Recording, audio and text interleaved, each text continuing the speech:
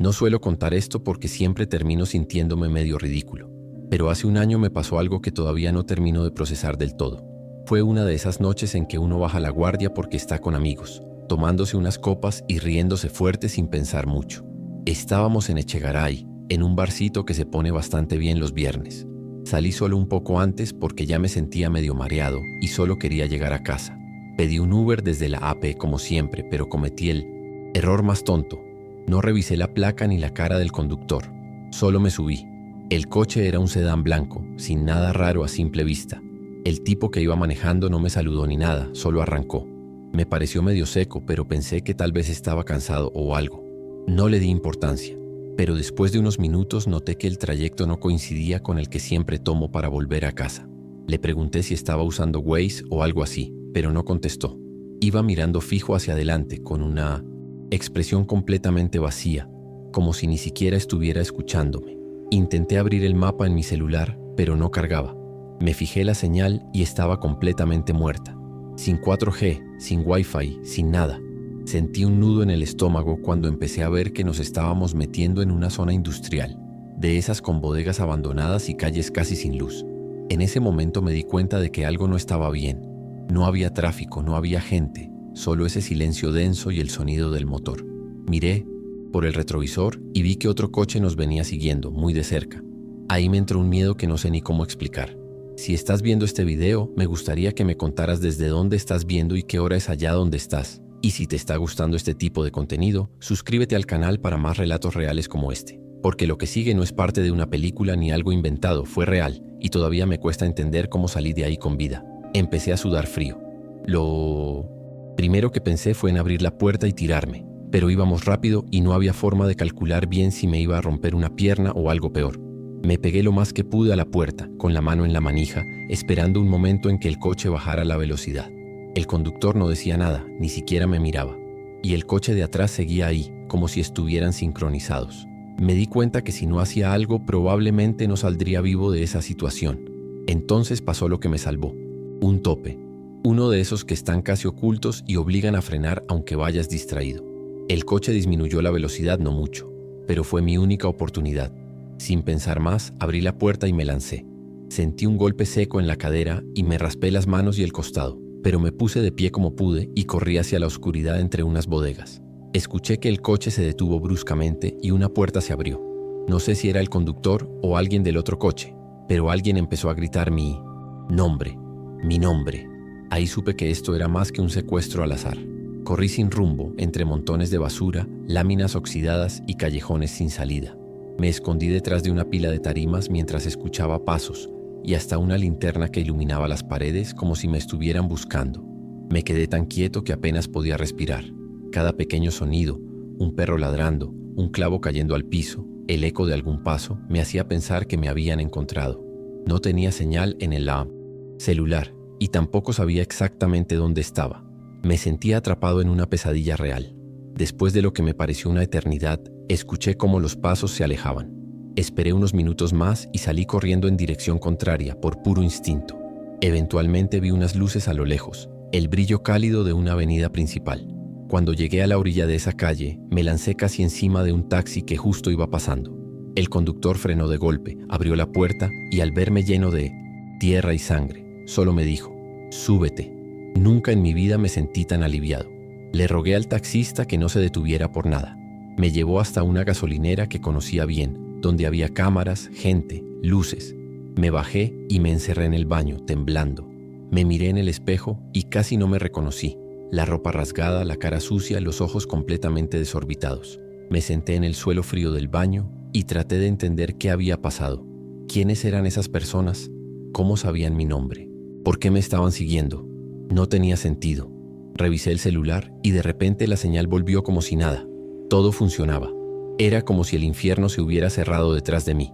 Desde esa noche no vuelvo a subirme a un auto sin revisar bien las placas, la cara del conductor y la ruta que toma. No importa qué tan tarde sea o cuánto haya bebido.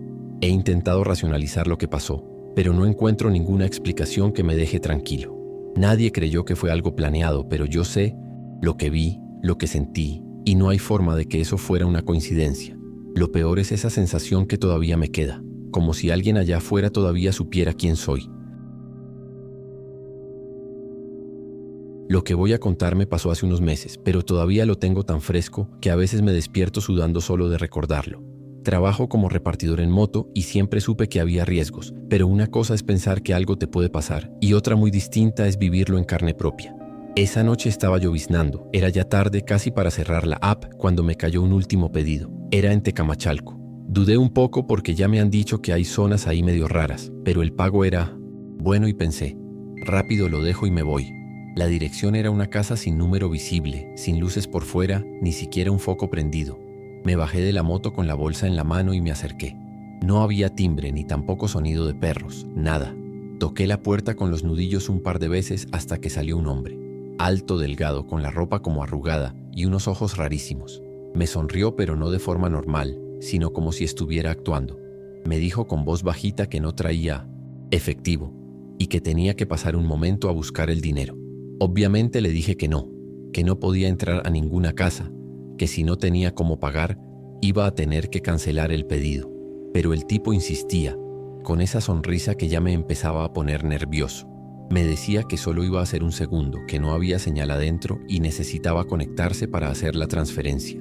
Mientras le explicaba que no era posible, escuché algo detrás de mí.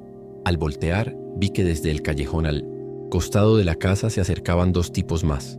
Uno tenía algo en la mano, como una cuerda o un cinturón. No vi bien porque la poca luz no ayudaba.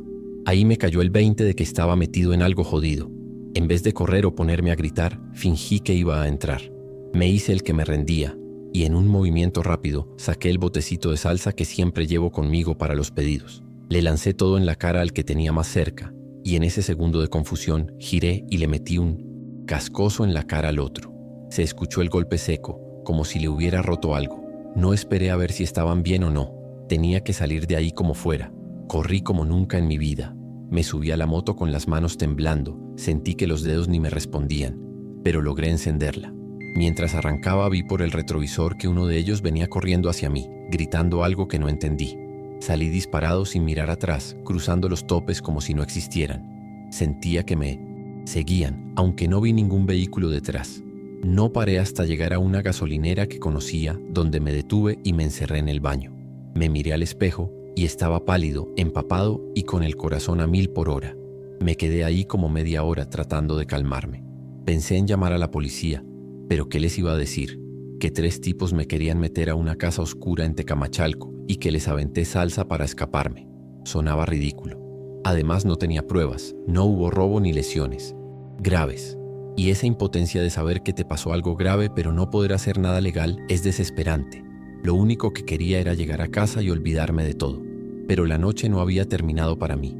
Ya en mi casa intenté relajarme, me di un baño caliente y traté de no pensar en lo ocurrido. Dejé el celular en la mesa sin querer revisarlo.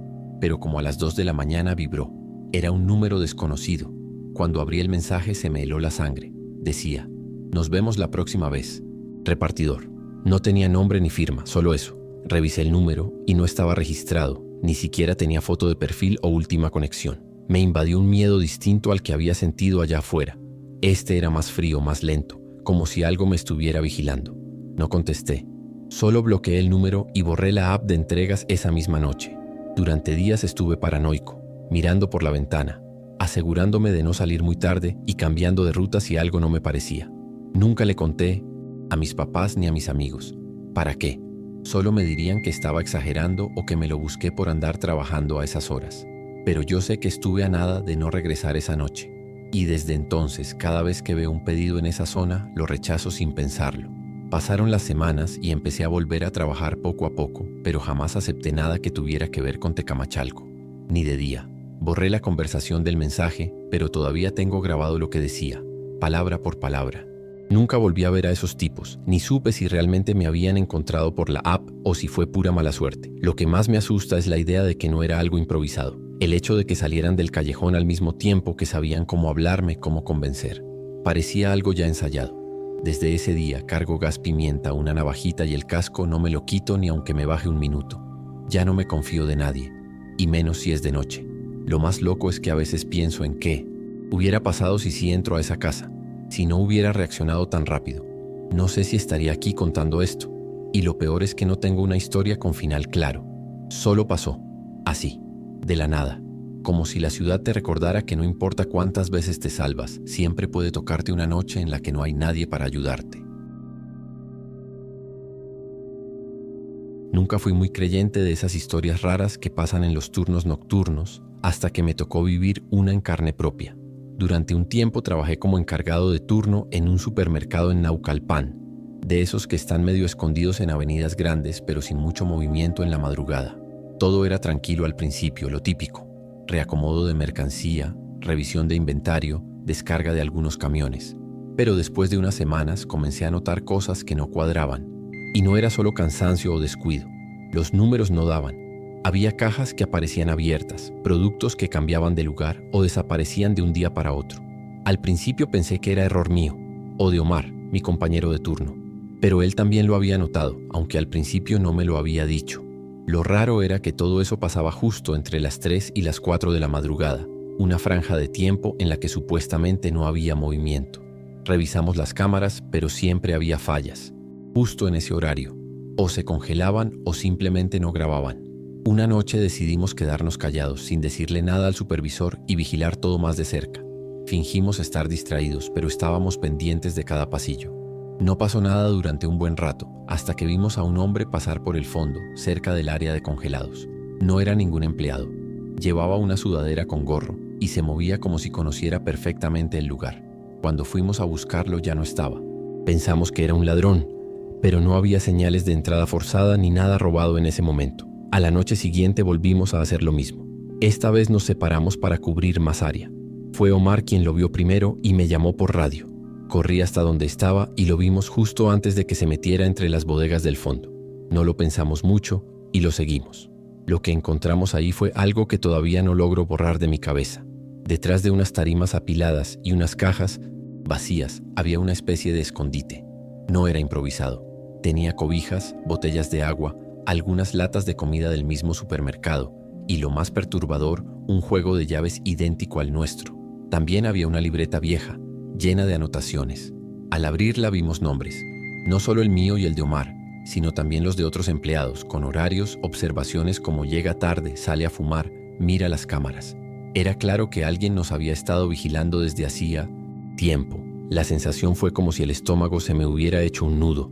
No era solo un vagabundo escondido, era alguien que había estado viviendo dentro del local, moviéndose con total libertad, sabiendo exactamente dónde estaban las cámaras, qué zonas no se revisaban y cuándo podía caminar sin ser visto. Era imposible no pensar en todas las veces que estuve solo en los pasillos, pensando que no había nadie más.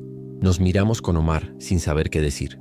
No hicimos ruido, solo retrocedimos, lentamente, y salimos de ahí como pudimos. Cuando llegamos a la zona de cajas, lo vimos parado mirándonos desde el pasillo de productos de limpieza. No se movía, solo estaba ahí, con la capucha puesta, como si supiera exactamente lo que habíamos descubierto. No sé qué cara puse, pero sentí un escalofrío recorrerme entero. Omar quiso enfrentarlo, le gritó algo, pero el tipo dio media vuelta y desapareció entre los estantes antes de que pudiéramos reaccionar. Lo buscamos por todas partes. Revisamos baños, almacenes, salidas de emergencia. Nada. Era como si se lo hubiera tragado la tienda. No dormí esa noche. Me quedé en casa con todas las luces prendidas, repasando cada detalle. Al día siguiente Omar me dijo que había renunciado. No quería volver a poner un pie ahí y, la verdad, yo tampoco. Fui a Recursos Humanos, inventé un problema familiar y entregué mi carta. Nadie nos creyó del todo, pero tampoco preguntaron mucho. Solo dijeron que harían una auditoría. Desde entonces no he vuelto a trabajar de noche. Y cada vez que entro a un supermercado no puedo evitar mirar a los rincones más oscuros, esperando ver esos ojos otra vez. Lo que más me marcó no fue haberlo visto esa última vez, ni siquiera encontrar su escondite. Fue el hecho de que nadie más pareciera sorprendido, como si ya supieran algo pero prefirieran callar. Durante semanas me pregunté cómo logró tener las llaves, desde cuándo vivía ahí, y si su intención era solo esconderse, o algo más.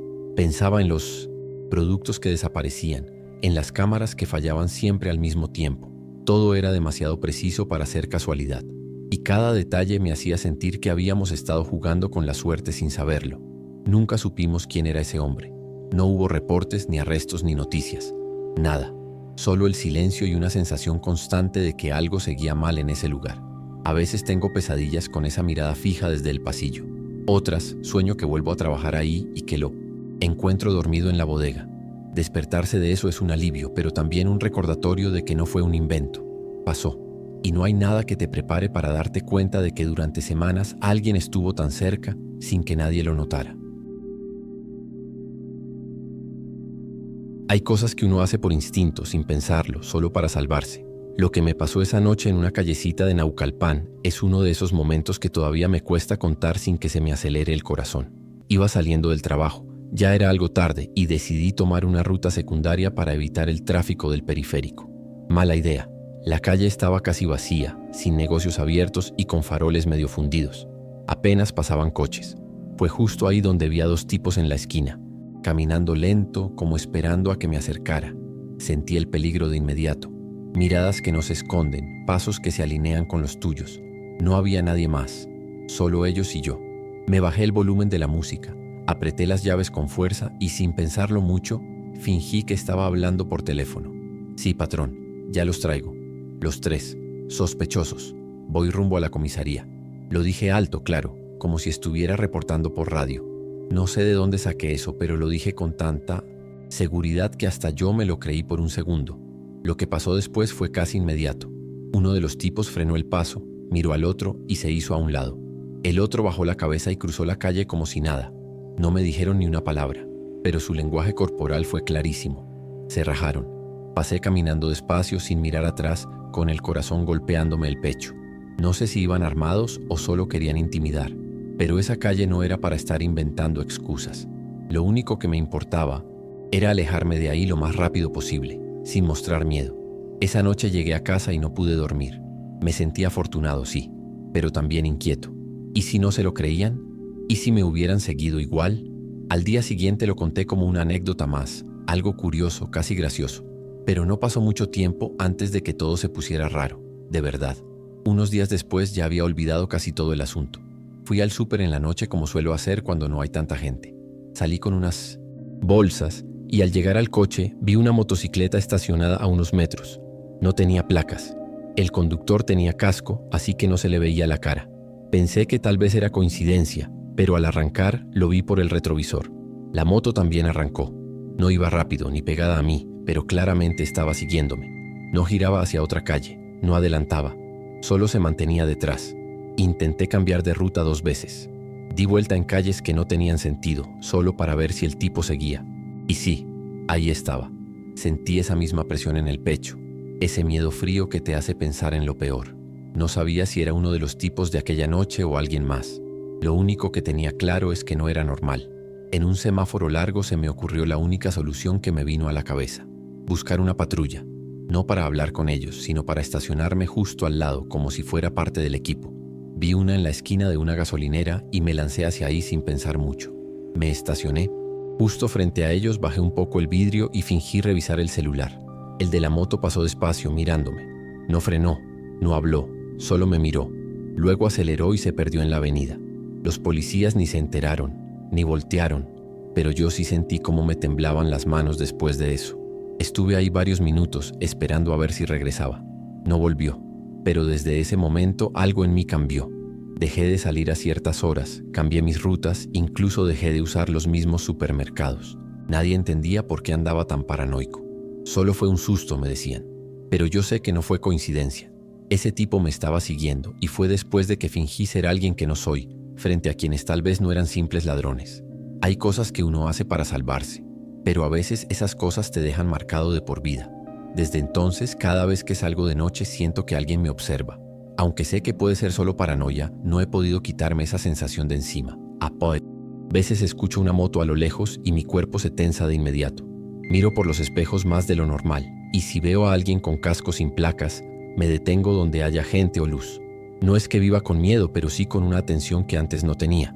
Como si algo dentro de mí se hubiera roto esa noche y ahora ya no pudiera confiar en nadie. Nunca supe quién era ese hombre, ni si estaba relacionado con los de aquella calle. Tal vez sí, tal vez no. Lo que sí sé es que desde ese día nunca volví a tomar rutas secundarias, ni a confiar en lo que parece una simple coincidencia. Aprendí que una sola noche puede cambiarte la forma en que ves el mundo. Y aunque nada más volvió a pasar, El recuerdo de esos ojos detrás del visor del casco, viéndome en silencio, todavía me acompaña cada vez que manejo después del anochecer. Nunca he sido paranoica, pero desde esa noche en Plaza Satélite no volví a confiar en nadie que me ofrezca un aventón. Era casi las 3 de la mañana. Yo salía de una reunión con unas amigas que se había alargado más de la cuenta. El centro comercial ya estaba medio apagado, y aunque había seguridad, el estacionamiento ya se sentía vacío, desolado. Intenté pedir un Didi varias veces, pero no había ningún conductor disponible. Estaba cansada, quería llegar a casa, y fue ahí cuando se acercó ese taxi común de los que apenas se ven ya. El conductor era un hombre mayor con la camisa abierta, sudado, y el coche olía a cigarro y humedad. Dudé, claro, pero también estaba sola y no tenía muchas opciones. Me preguntó a dónde iba y le dije mi dirección. Me respondió que sí, que me dejaba sin problema. Me subí rápido, con el corazón un poco apretado. Al principio todo parecía normal. Tomó una avenida conocida, pero pronto noté que en vez de seguir recto, giró hacia una zona que nada tenía que ver con mi casa.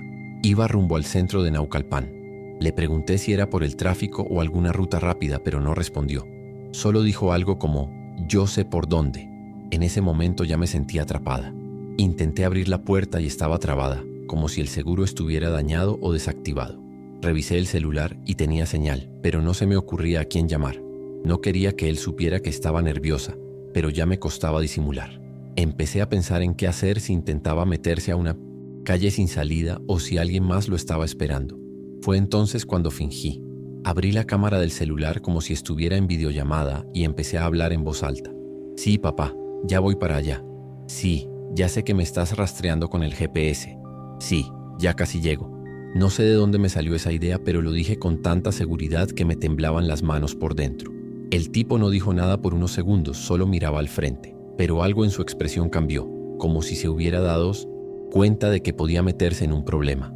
Después de esa supuesta videollamada, él empezó a mirar por el retrovisor cada pocos segundos. Yo seguí con el acto, como si estuviera hablando con alguien que sabía exactamente por dónde iba. Sí, ya vi el Oxxo que me dijiste. Ya sé que estás cerca por si pasa algo, dije en voz alta, sin saber si había un Oxxo o no. El tipo apretó el volante con más fuerza y en la siguiente intersección frenó de golpe. Me miró de reojo sin decir palabra y giró bruscamente en dirección contraria a la que veníamos. Yo no sabía si eso era bueno o malo, pero al menos estaba volviendo hacia una zona más transitada. Pasamos por unas avenidas con algunos locales 24 horas y justo al llegar a una esquina donde todavía había un poco de luz y un par de autos pasando, se detuvo. No me miró, no dijo nada. Solo puso el freno de mano, destrabó las puertas y me dijo con tono seco, «Bájate aquí». Yo no esperé a preguntar ni a discutir. Tomé mi bolsa y abrí la puerta, casi de un tirón. Sentí el aire de la calle como si fuera un alivio físico. Salí corriendo sin mirar atrás. Crucé la avenida y entré al primer lugar que vi abierto. Creo que era una tienda de conveniencia o algo así. Me quedé ahí unos minutos, con el corazón latiendo tan fuerte que casi me mareaba. El tipo no volvió, al menos no que yo haya visto. Llamé a una amiga y le pedí que me ayudara a pedir un Didi desde su app. Esa vez sí esperé adentro, con las luces bien prendidas, y revisé la placa y el nombre del conductor 3 veces antes de volver a subirme a un coche. Desde esa noche, cada vez que alguien me ofrece un raite sin aplicación, me acuerdo de esa mirada por el retrovisor. No sé si realmente quería hacerme algo o si solo intentaba asustarme, pero algo no estaba bien. Uno siente esas cosas en el cuerpo. No lo denuncié, no tenía ni el nombre, ni placas, ni evidencia. Solo me quedó el susto y esa lección que no pienso olvidar. Cuando estás sola en la madrugada, cualquier decisión puede ser la que marque la diferencia entre llegar a casa o no. Con el tiempo, intenté dejar de pensar tanto en eso, pero la verdad es que cambió por completo la forma en que me muevo por la ciudad. Ya no salgo tan tarde, y si no hay apps disponibles, prefiero esperar el tiempo que sea necesario o buscar a alguien de confianza. Me acostumbré a revisar las rutas en el mapa en tiempo real y a compartir mi ubicación cada vez que me subo a un auto, aunque sea con conocidos. A veces me siento exagerada, pero prefiero eso a volver a sentir ese miedo seco que me paralizó esa madrugada. No volví a ver al hombre del taxi ni supe si alguien más había pasado por algo parecido. Lo que sí sé es que algo en su mirada me decía que no era la primera vez que intentaba algo así. Me pregunto qué habría pasado si no se me hubiera ocurrido fingir esa videollamada. A lo mejor solo era un susto, a lo mejor no. Nunca lo sabré. Pero desde entonces, cada vez que alguien me dice que confíe, que no pasa nada, Yo solo asiento en silencio, porque sé que a veces lo que parece un simple viaje puede ser una trampa disfrazada de rutina.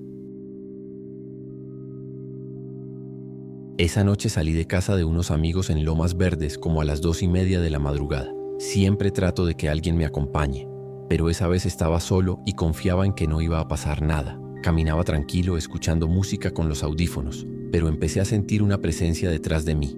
Me volteé un poco y vi a un tipo con sudadera negra, la capucha puesta que parecía seguirme. No le presté mucha atención al principio. Pensé que era coincidencia o que iba a otro lado, pero entonces él empezó a acelerar el paso para acercarse más. Sentí que mi corazón se aceleraba y que se me empezaban a erizar los pelos de la nuca. Traté de no mostrar miedo. Seguí caminando rápido pero sin correr. Intenté buscar gente, alguna tienda abierta o cualquier señal de que no estaba solo. A lo lejos vi un Oxxo con las luces encendidas y sin pensarlo me lancé hacia ahí.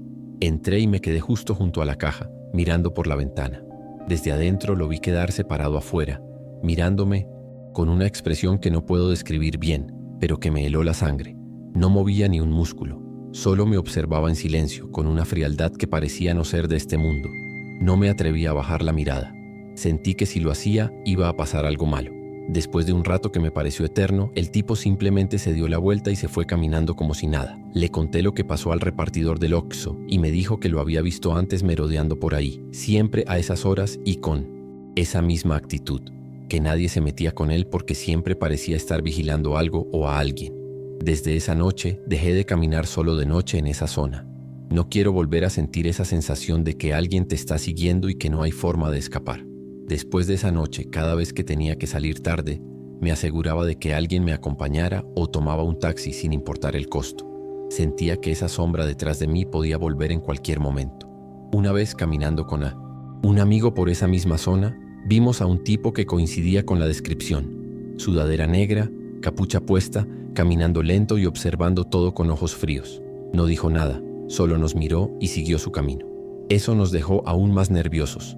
Con el tiempo empecé a fijarme en los detalles, las luces apagadas de algunas casas, las calles solitarias y ese silencio que pesa cuando ya casi no hay gente en la calle.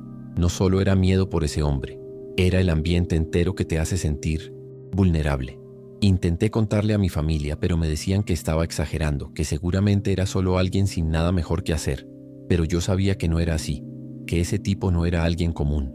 No volví a ver al hombre, pero la sensación de que me siguen o me vigilan no se ha ido. A veces cuando camino por la calle o cuando estoy solo en casa, siento que alguien me está observando desde la sombra. Puede que sea paranoia, pero prefiero no arriesgarme. Cada vez que paso por esa zona, acelero el paso y me siento aliviado cuando estoy en un lugar con luces y gente. No sé qué buscaba ese tipo, ni por qué me eligió a mí. La verdad es que no quiero imaginar qué hubiera pasado si no me hubiera metido al Oxxo. Sé que a veces uno confía demasiado en que las calles están seguras, pero la realidad es otra. Esa noche me enseñó a estar alerta, a no bajar la guardia y a siempre buscar protección, aunque sea en un lugar tan simple como una tienda abierta. No es fácil sacarte ese miedo de encima, pero es lo que me queda para seguir adelante. Con el paso del tiempo aprendí a tomar precauciones que antes ni siquiera consideraba. Ya no camino solo en la madrugada y siempre aviso a alguien a dónde voy. Cuando estoy en la calle, trato de mantenerme en zonas iluminadas y concurridas, aunque eso implique dar vueltas o caminar más. No quiero volver a sentir ese frío en el pecho ni esa mirada clavada en la nuca. A veces pienso que la experiencia me hizo más cauteloso, pero también un poco desconfiado del mundo. Aunque el hombre con la sudadera negra desapareció y no sé si alguien más lo ha visto, sé que esa noche cambió algo en mí. La seguridad que creía tener se desvaneció en segundos y con ella, la inocencia de caminar tranquilo por donde uno quiera. No fue una amenaza directa ni un ataque, pero fue suficiente para hacerme entender que a veces el peligro está más cerca de lo que creemos. Y desde entonces la única forma de sentirme seguro es no quedarme solo cuando el reloj marca la madrugada. Esa noche venía saliendo de casa de un primo en San Esteban. Eran como las 10:30, y aunque no me sentía muy seguro, decidí tomar una combi para ahorrarme el gasto del taxi. La parada estaba medio oscura, pero había gente esperando y eso me dio algo de confianza. Cuando llegó la unidad me subí sin fijarme mucho. Adentro iban ya 4 personas y el chofer todos en silencio, cada quien con su celular o mirando por la ventana. Nada parecía fuera de lo normal, pero había algo en el ambiente. que me ponía incómodo, como una tensión rara en el aire. La combi empezó su ruta por calles conocidas, pero después de unos minutos tomó una desviación hacia una zona menos transitada. Yo no conocía muy bien esa calle, pero pensé que era un atajo o algo así. Fue en ese momento cuando los dos tipos sentados cerca del chofer se levantaron y uno de ellos dijo algo como: «Ya se la saben». El clásico aviso que nadie quiere escuchar. Pero lo que me congeló no fue solo eso. Fue que el chofer ni siquiera volteó. No se sorprendió, no preguntó nada, solo siguió manejando con total calma. Ahí entendí que estaba con ellos. Me bloqueé por unos segundos intentando pensar qué hacer. Vi como uno de ellos sacaba algo de la cintura. No sé si era un cuchillo o una pistola. Y empezó a gritar que entregáramos los celulares y el dinero. La señora que iba enfrente mío ya estaba llorando.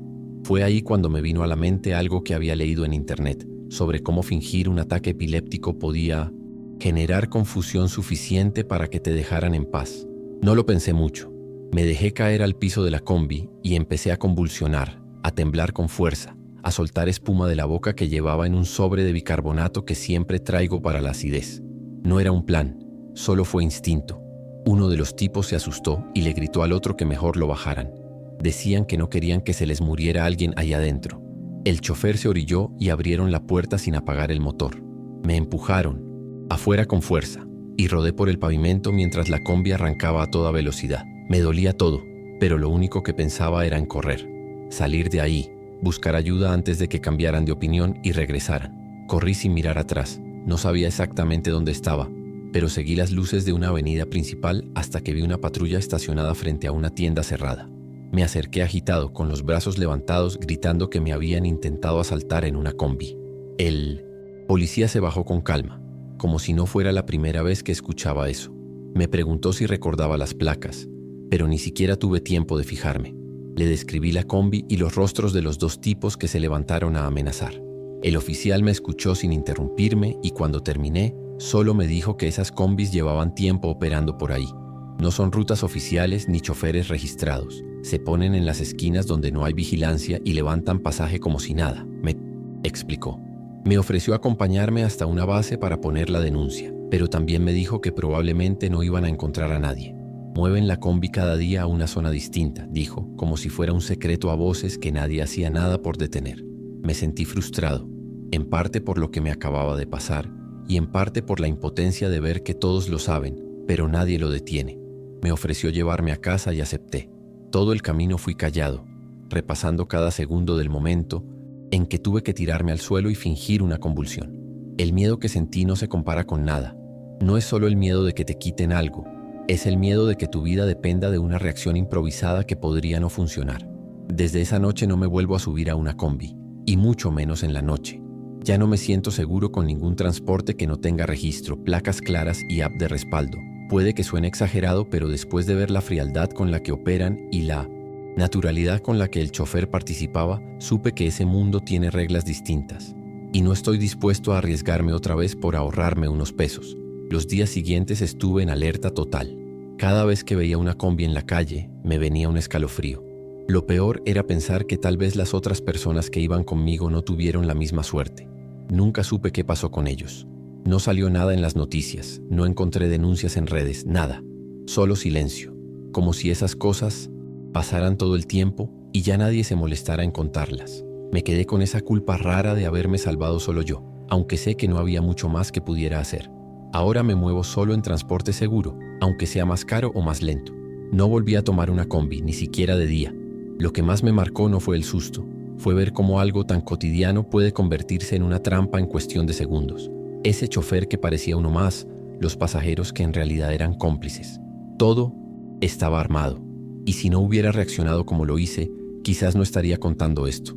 No sé cómo terminé saliendo vivo de esa situación, pero desde entonces, cada vez que veo una combi pasar, bajo la mirada y sigo caminando. Todo empezó porque mi coche empezó a fallar en plena bajada por Naucalpan. El motor se jaloneaba y el tablero se encendía como árbol de Navidad. Como era domingo y casi ninguna agencia estaba abierta, pasé por una calle donde vi un taller medio improvisado. No tenía letrero, pero había 2 coches estacionados afuera y una lona vieja que decía Mecánica General. Dudé un poco, claro, pero el encargado salió rápido, revisó el motor por encima y me dijo que seguro era algo sencillo. Me convenció con su tono tranquilo, y me pidió que pasara a esperar adentro mientras le echaban un ojo. Entré a una salita al fondo del terreno. Tenía un sofá viejo, una tele apagada y una mesita con revistas rotas. La puerta se cerró detrás de mí, lo cual ya me pareció raro, pero intenté no pensar mal. Estuve sentado unos minutos hasta que entró otro tipo, más corpulento, con cara seria. Me miró de arriba abajo y sin dar vueltas me soltó: «Quítate los zapatos y vacía los bolsillos». Me quedé en shock. No sabía si había escuchado mal. Solo pregunté ¿cómo? Y él se acercó sin decir nada, con una actitud claramente amenazante. En ese momento me di cuenta de que era una trampa. Me levanté de golpe, le dije que eso no tenía sentido, que solo venía a reparar el coche. Él no me respondió. Solo se me quedó viendo con los brazos cruzados, como esperando que obedeciera. Empecé a gritar. No sabía si alguien me escucharía, pero golpeé la puerta con fuerza. Grité que me ayudaran, que no me dejaran ahí. El tipo trató de acercarse para callarme, pero le esquivé y seguí gritando como loco. El miedo me hizo reaccionar rápido. De pronto, escuché pasos afuera y la puerta se abrió bruscamente. Era otro cliente que había llegado con su camioneta. El tipo que me había encerrado dio un paso atrás y el encargado del taller apareció con una sonrisa falsa, diciendo que había sido un malentendido, que el gordito solo me estaba revisando por seguridad. No les creí ni una palabra. Salí corriendo sin mirar. Atrás, dejé el coche ahí mismo y me fui directo a una caseta de policía a unas cuadras para denunciar todo lo que había pasado. En la caseta me tomaron la denuncia, pero el oficial que me atendió solo anotó todo en una libreta vieja y me dijo que lo pasarían al Ministerio Público. Me preguntó si me habían robado algo, si tenía lesiones, si podía identificar a los tipos. Le expliqué todo con detalles, pero sentí que no le importaba mucho. Me dijo que iban a verificar el lugar, pero que como no había pruebas claras, probablemente no podrían hacer nada. Salí de ahí con la misma impotencia con la que había entrado, temblando de rabia y miedo. Pasé los días siguientes viendo si mi coche aparecía, si alguien lo sacaba a la calle, si lo ponían en venta por internet. Nada, como si se lo hubiera tragado la tierra. Fui al taller una semana después acompañado de 2 amigos, solo para ver si seguía funcionando. Y ahí estaba, mismo lugar, mismos tipos, como si nada hubiera pasado. Me vieron del hipoten lejos y uno de ellos se rió. No nos acercamos. No valía la pena arriesgarse otra vez. Me dolió perder el coche, pero más me dolió ver lo fácil que es montar una trampa sin consecuencias.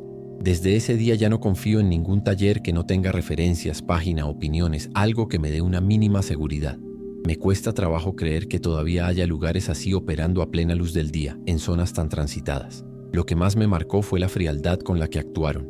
Ningún grito, ningún golpe, solo control, amenaza y ese juego psicológico de hacerte sentir atrapado sin necesidad de levantar la voz. A veces me despierto recordando la cara del tipo que me pidió quitarme los zapatos. Su tono era seco, sin emoción, como si lo hubiera hecho 1000 veces antes. Me imagino cuántas personas más habrán pasado por lo mismo y no lo cuentan, o no salen. Me tocó reaccionar y tuve suerte, pero no dejo de pensar qué hubiera pasado si nadie más llega ese día. Si me callaba, si me paralizaba, todo pudo terminar muy distinto. Desde entonces, todo lo que tenga que ver con mi coche lo llevo a lugares recomendados por gente de confianza. Aunque tenga que cruzar media ciudad o pagar más caro, no me importa. No es solo por el coche, es por la seguridad. Ese taller sigue ahí, funcionando como si nada, y cada vez que paso por la zona evito mirar. Me da coraje, sí, pero también miedo. Miedo de que me reconozcan, de que me sigan o de que simplemente vuelva a cruzarme con ellos. No volví a recuperar el auto, y aunque metí la denuncia, nadie me llamó nunca. Lo dejé por la paz, pero el susto quedó marcado. Ya no soy el mismo de antes. Uno cree que las cosas malas solo les pasan a otros, hasta que un día estás tú en esa sala cerrada, con un tipo frente a ti pidiéndote que vacíes los bolsillos, y entiendes en ese momento exacto que todo puede cambiar con una sola mala decisión. Esa noche ya estaba por terminar mi jornada. Habían sido muchas horas en el taxi, puro pasaje tranquilo, nada fuera de lo común. Eran casi las 2:30 de la madrugada y estaba en la zona de Naucalpan, por el parque industrial. Me detuve a fumar un cigarro cuando me cayeron 2 tipos pidiendo servicio. Uno era flaco, alto con gorra. El otro más bajo con chamarra negra hasta el cuello. Me pidieron que los llevara más adelante, sin dar dirección clara. Dudé, pero ya estaba cansado y solo. Pensaba en hacer el último viaje del día. Subieron y cerraron las puertas con fuerza. Desde el retrovisor noté que no se hablaban entre ellos, solo iban mirando por la ventana. Pasaron un par de calles y el de la chamarra me pidió que diera vuelta a la derecha hacia una zona que conocía como peligrosa. Calle sin luz, con muchos baldíos y casi sin casas. El instinto me dio una sacudida. Algo no estaba bien. Les pregunté si estaban seguros de esa ruta y solo respondieron que sí, que por ahí... Está bien, jefe.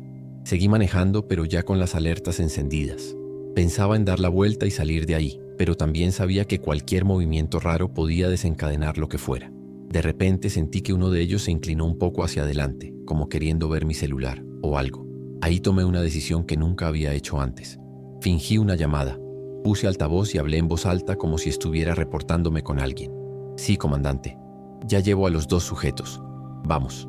En camino a la delegación están cooperando, pero los mantengo vigilados. Al decir eso, el ambiente en el coche cambió por completo. El más flaco se puso tieso y le dijo al otro algo en voz baja.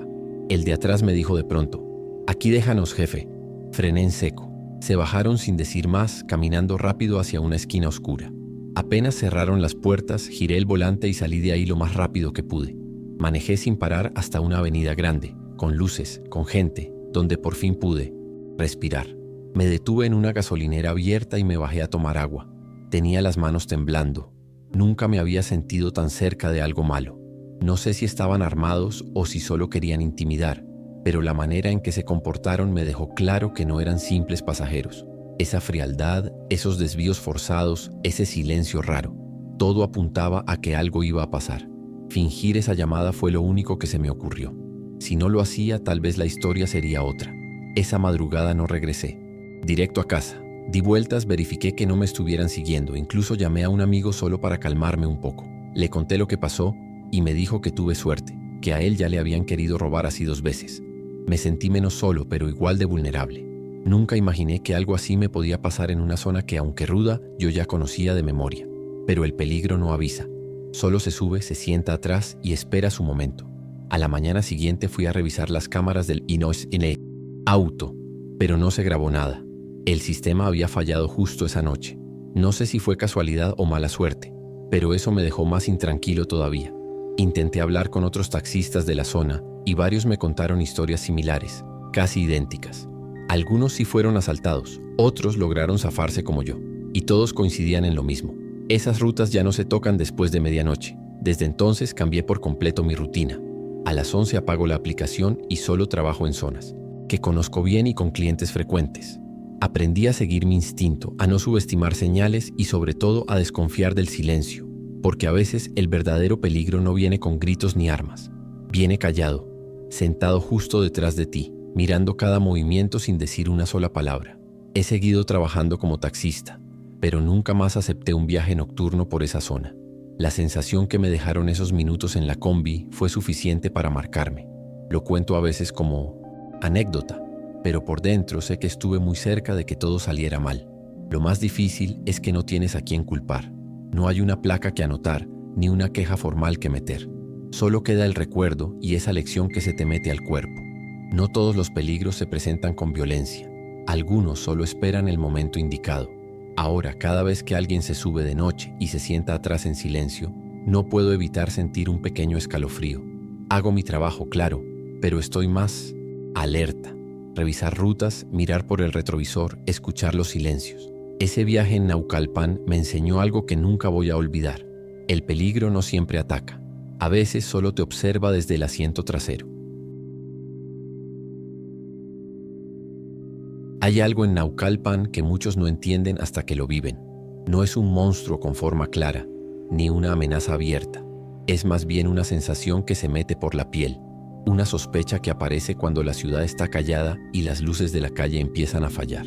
Uno aprende a moverse con precaución no porque le hayan contado algo, sino porque algo ya le pasó. Las historias empiezan siempre igual. Una decisión común, una noche cualquiera, un viaje más. Pero en Naucalpan, lo cotidiano puede torcerse en segundos. A veces basta con confiar en el chofer equivocado. A veces es decir que sí a una entrega rápida o tomar una ruta secundaria pensando que será más corto. Ahí es donde todo cambia. El joven que caminaba por Lomas Verdes pensó que solo era otro peatón detrás de él. El repartidor que aceptó una entrega nocturna nunca imaginó que lo intentarían encerrar. La mujer que salió tarde de Plaza Satélite solo quería llegar a casa. Y el hombre que llevó su coche a un taller sin nombre creyó que estaba haciendo algo lógico. Todos confiaron, todos bajaron la guardia. Y todos en algún momento se vieron cara a cara con una amenaza que no se presentó con armas ni gritos. Se presentó con silencios, con gestos, con rutas que no llevaban a ningún lado, con puertas que no abrían desde adentro. En Naucalpan, el peligro no se disfraza, simplemente aparece. Lo más inquietante es que no siempre hay violencia. A veces basta con la tensión, con esa mirada desde el retrovisor, con la sospecha de que algo está mal, pero no poder probarlo. Es el tipo de miedo que no deja marcas físicas, pero se queda pegado al cuerpo por semanas o por años. Un taxista inventó una llamada con un comandante para que sus pasajeros se bajaran. Un chico fingió un ataque epiléptico para escapar de una combi donde todo parecía armado. Otros simplemente corrieron. Algunos ni siquiera tuvieron que hablar. Solo miraron fijamente a quien los amenazaba y supieron que era hora de irse. Lo más triste es que a pesar de todo, los lugares donde ocurrieron estas cosas siguen ahí. La combi sigue circulando. El taller sin letrero sigue recibiendo clientes. Los pasillos donde alguien fue seguido siguen vacíos. Nada cambió. Solo las personas que sobrevivieron. Desde entonces ninguno volvió a confiar igual. Cambiaron sus rutas, sus hábitos, sus horarios. Ya no suben a cualquier coche. Ya no caminan solos si pueden evitarlo. Y si lo hacen, revisan a su alrededor, como si esperaran que esa sombra aparezca otra vez. Porque a veces vuelve. Y otras veces, nunca se fue.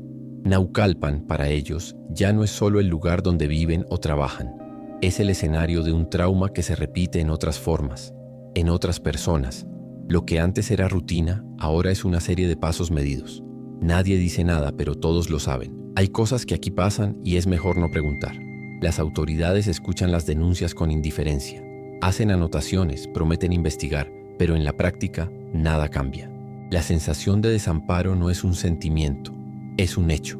Uno que se confirma cuando vuelves al lugar donde todo ocurrió y ves que sigue igual, que nada ni nadie lo detuvo. Porque el verdadero terror en Naucalpan no es el que ataca, es el que observa, el que espera, el que te mira desde el asiento trasero sin hablar, el que camina detrás de ti sin tocarte, el que te hace sentir que todo está bien hasta que ya no lo está. Y es por eso que el miedo aquí no se supera. Se aprende a vivir con él. Se vuelve parte del día a día, como las calles rotas, como el tráfico, como el sonido lejano de una moto sin placas. Naucalpan no te grita al oído, solo te recuerda en voz baja que sobreviviste, pero podría no haberte tocado la misma suerte.